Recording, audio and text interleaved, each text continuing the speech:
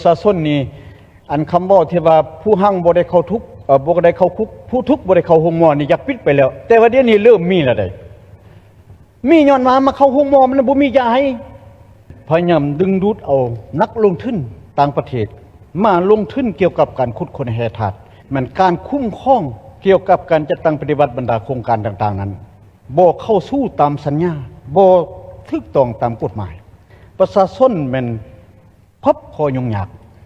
เป็นปัญหาเดือดร้อนพอสมควรบรรดาท่านอยู่ทุกข์กินยากปัจจุบันประชาชนโดยสิคำบุญมิสัยสมาชิกสภาแห่งชาติเขตเลือกตั้งที่8แขวงหัวพัน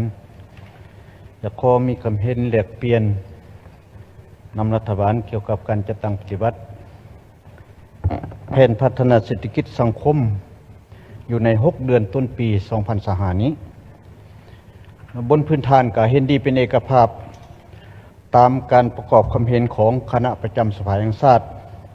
ก็คือบรรดาท่านสมาชิกสภาแห่งชาติได้มีความเห็นนั้นแล้วก็เห็นดีเป็นเอกภาพกับการสรุปสั่งร่วมการจัดตั้งปฏิบัติของรัฐบาลอยู่ใน6เดือนต้นปีแต่ว่าข้าพเจ้าอยากขอมีความเห็นแลกเปลี่ยนบางเนื้อในเกี่ยวกับการจัดตั้งปฏิบัติของรัฐบาลนี้ที่เห็นว่ายังมีปัญหาโครงข้างที่พวกเราจะต้องได้สืบต่อจัดตั้งปฏิบัติฉะนั้นข้าพเจ้านี้จะเล่าเรื่องปัญหา2วาระแห่งชาติอันที่1เล่าเรื่องการแก้ไขความยุ่งยากทางด้านเศรษฐกิจของรัฐบาลเฮานี้อันที่2มันเล่าเรื่องปัญหายาเสพติดจากนั้นก็สิเว้าเรื่องเวียงงานศึกษาศรัทธาเนาะจังซั่นเว้าเรื่องปัญหาการแก้ไขความยุ่งยากทางด้านเศรษฐกิจนี้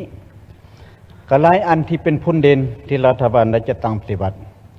โดยเฉพาะก็แม่นพยายามคุมเกี่ยวกับราคาเงินเฟ้อในปัจจุบันนี้ค่าเงินกีบเฮาเนี่ยค่อยมีราคาแพงขึ้นเนาะอันที่2แม่นเว้าเรื่องปัญหาการบ่เพียงพอเรื่องปัญหาน้ำมันอันนี้รัฐบาลก็พยายามตอบสนองได้นอกจากนั้นก็หลายปัญหาแต่อยู่ในนี้ปัญหาที่ว่ามันมีความยุ่งยากและก็มีผลกระทบก็คือบรรดาท่านได้ว่า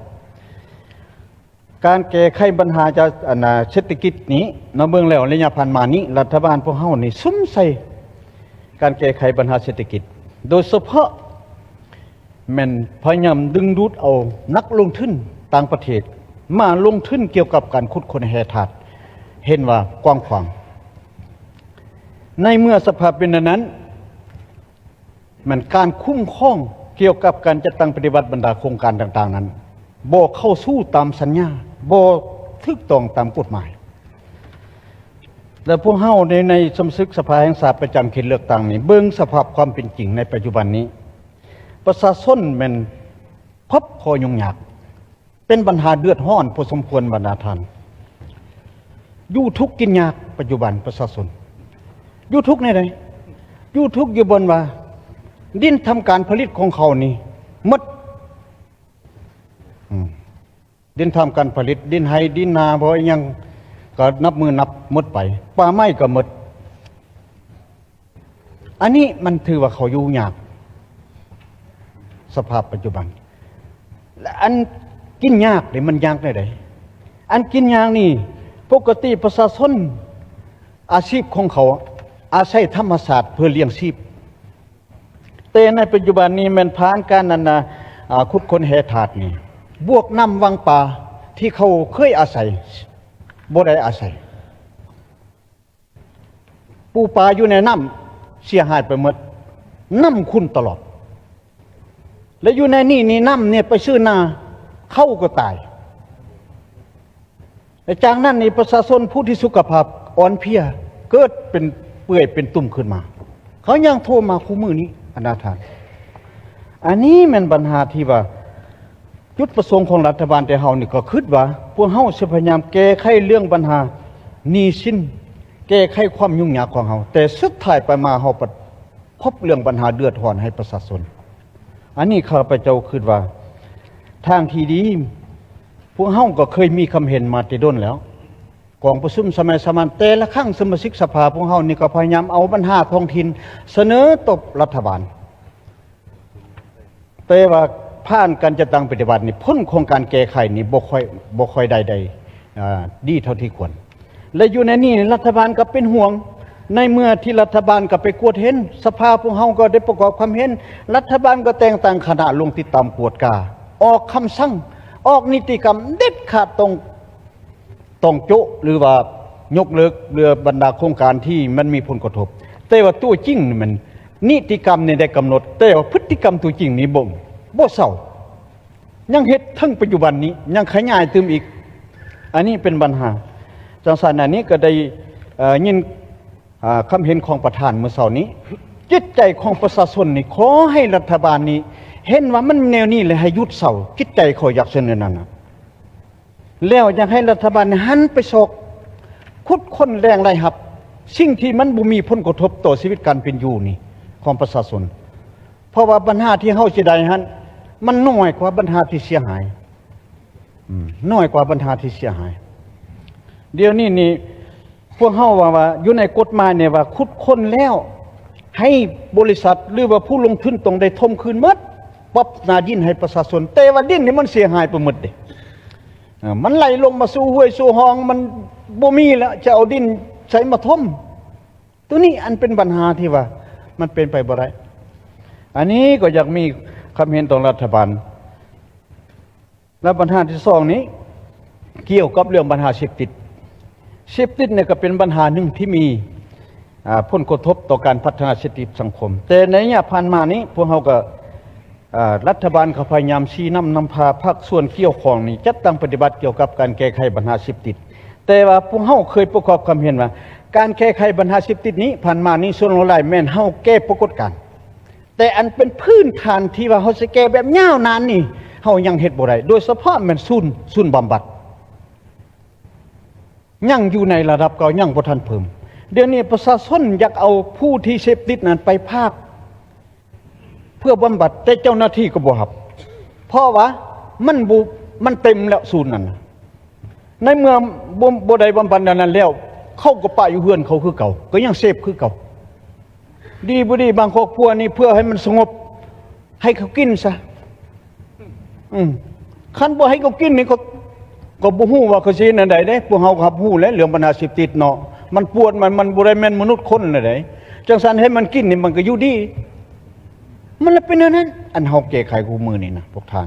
จังซั่นอันนี้ก็อยากเสนอให้รัฐบาลต้องตัดสินใจคันมันแข็งห้อนมันยุ่งยากต่อการพัฒนาควรตัดสินใจซะอันนี้นะเฮาสิเฮ็ดวิธีใดเดี๋ยวนี้ให้ท้องถิ่นเขาบำบัดเองคือเมืองตะกี้นี้แต่ละบ้านนี่มีคอกขังแต่ว่าเดี๋ยวนี้นี่มันบ่มีไผสิไปยามเพราะว่านโยบายจะคือกองร้อนตำรวจไปยามนั้นบ่มีนโยบายจะเป็น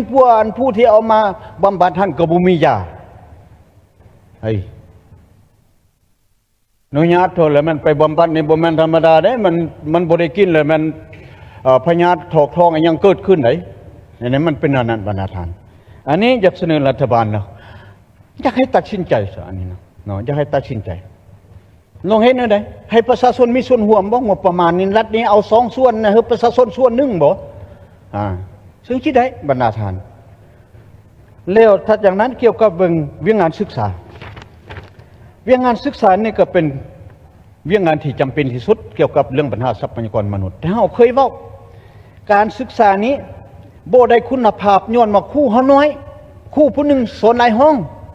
เฮ็ดให้คุณภาพเนี่ยบ่เพียงพอแล้วบางโรงเรียนนี่นายครูก็ขาดเกินนักเรียนก็ปละการเรียนบ่เข้าเรียนน้ำมือเพิ่มขึ้นแต่ว่าเฮาสิแก้เรื่องปัญหาโควตาครูนี่ก็ยังเดี๋ยวนี้รัฐบาลมีนโยบายแล้วบ่มีโควตาแต่ว่าพยายามให้ครูอาสาสมัครเป็นพลากรแต่ก็ยังบ่เพียงพอตัวอย่างคือแขวงหัวพันแต่เฮานี้เดี๋ยวนี้ตัวเลขครูนี่มี 4,773 คนและเดี๋ยวนี้เนี่ยมันออกแล้วเนี่ย143 คน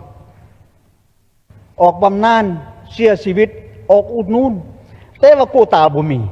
4,000 กว่านี่ก็ยังบ่พออยู่แล้วพัดออกอีก300ปลายเอาเฮาสิเห็นได้คุณภาพใจมันได้เกี่ยวกับเรื่องงานศึกษานี่อันนี้ก็อยากให้รัฐบาลนี่ลองตั้งปัญหาเบิ่งคงเขตอื่นนี่